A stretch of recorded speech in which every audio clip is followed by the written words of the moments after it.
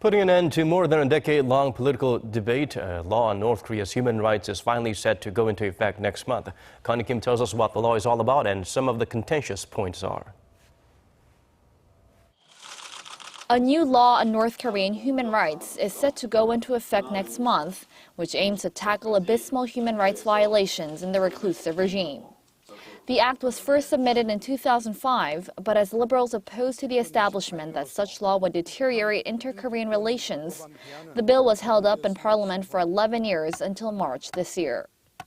South Korea's unification ministry in charge of inter-Korean affairs will set up a human rights foundation to propose policies over humanitarian aid to be sent to the North Korean people.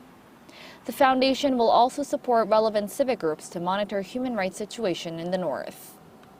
A North Korean Human Rights Records Center will also be established to investigate and officially document cases of human rights violations in the reclusive regime.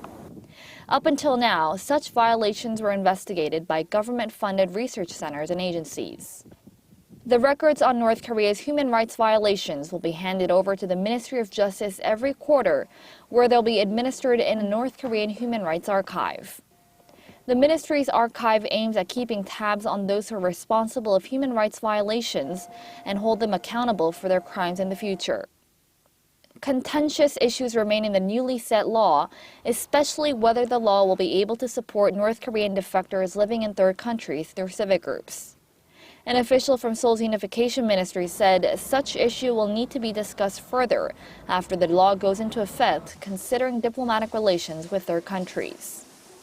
In addition, there is criticism that no specified objective has been set for the human rights law, as in whether it should lean more towards punishing abuses or improving the human rights situation in the North. Pyongyang has always reacted sensitively towards a soon-to-be effective human rights law, calling it a fabrication to forcibly reunify the Korean peninsula. Connie Kim, Arirang News.